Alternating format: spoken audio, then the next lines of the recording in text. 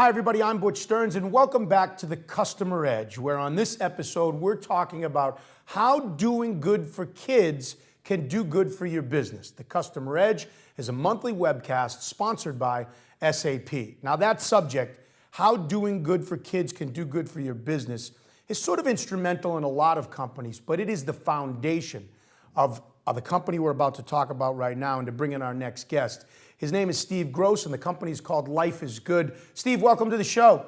Hey, Butch, thanks for having me, man. Oh, we're excited to have you. For people that don't know about Life is Good, talk about Life is Good and talk about the power of optimism, Steve.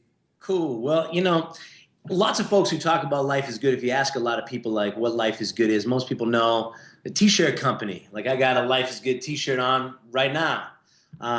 I don't think this interview is going to go well enough for me to show you my Life is Good boxes, but those are on as well.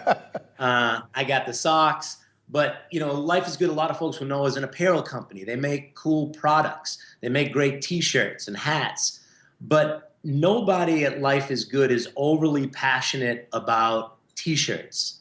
They're fine and they're great, and it's no disrespect to t-shirts, which is a core part of our business, but we look at t-shirts as simply a vehicle for what's truly important at Life is Good, which is about spreading the power of optimism, about positivity, of your disposition. How do you kind of live your life wide open, to connect, to create, to have humility, to have gratitude, and really to be able to live a good, enjoyable life.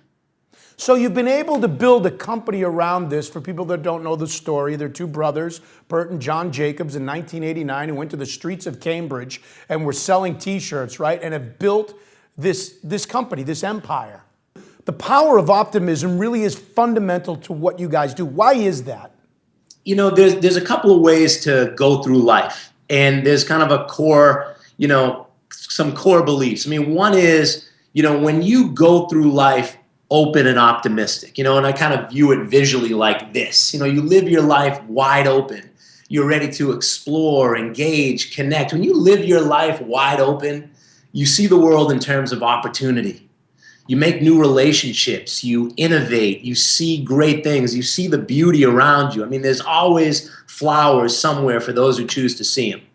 When you kind of focus pessimistically or live your life closed like this, you tend to see the world in terms of obstacles.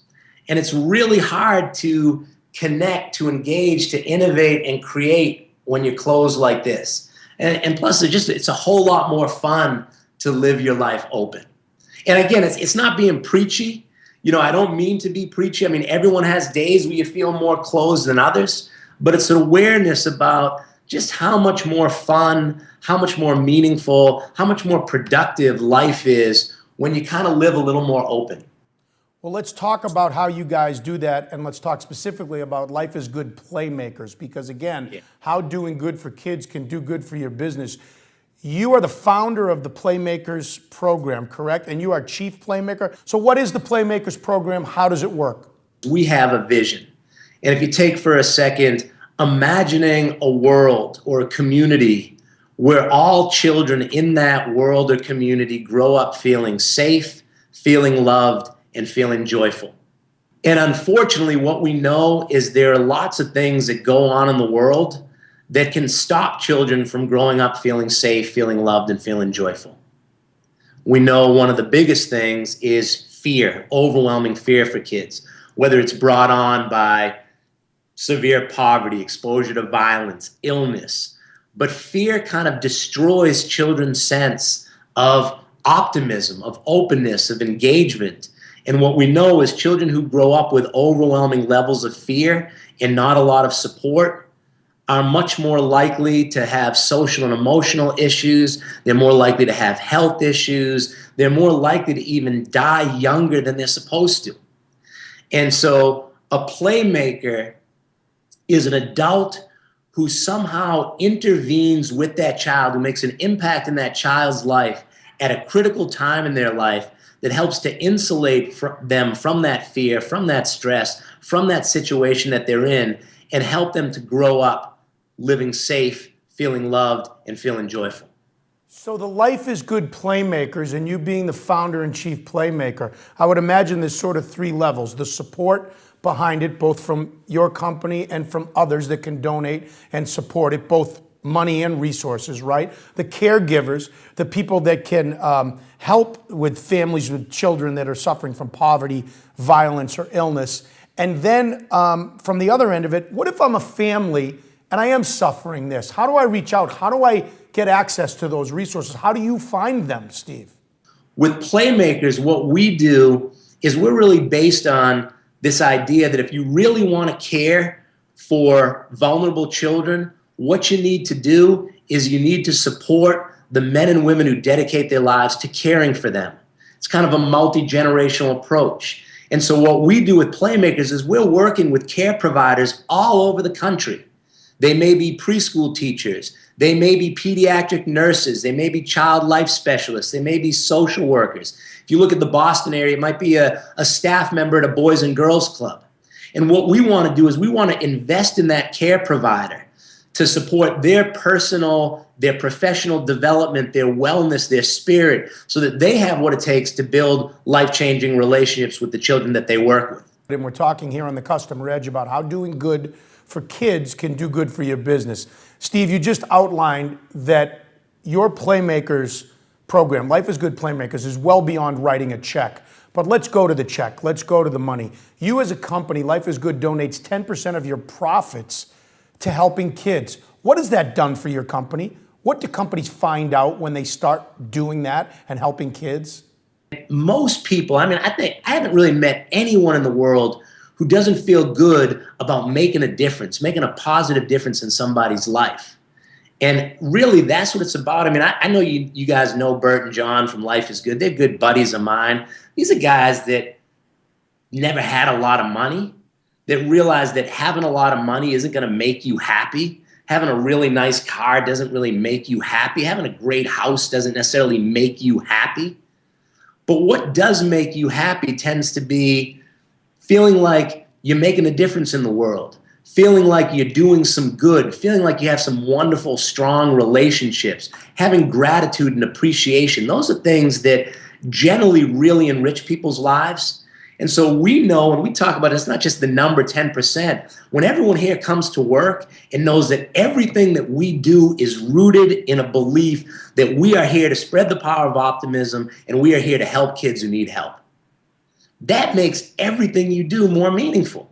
So for people that are watching this video and this interview between us, Steve, give them a couple of things that they can do. If they're an individual, if they're an employee of a company and they want their company to step up, if they're a caregiver and they say, hey, I can help kids, what can I do? What are a couple concrete things that people can do to get started on their way to helping kids?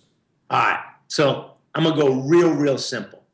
And it's real simple and it sounds a little strange, but it really comes, my background is a clinical social worker. And so when I have a care provider that says to me, hey, I'm working with kids and I'm working with kids who have a lot of pain, a lot of sadness, a lot of loss, and I want to help them to feel a sense of joy. I want them to feel a sense of connection. I want them to feel inspired. I want them to feel powerful. What do I do? And the first thing that we let them know is the first thing you do is you got to get that for yourself. You can't spread what you don't have. If you want to help to spread a sense of joy, you better be one darn joyful person.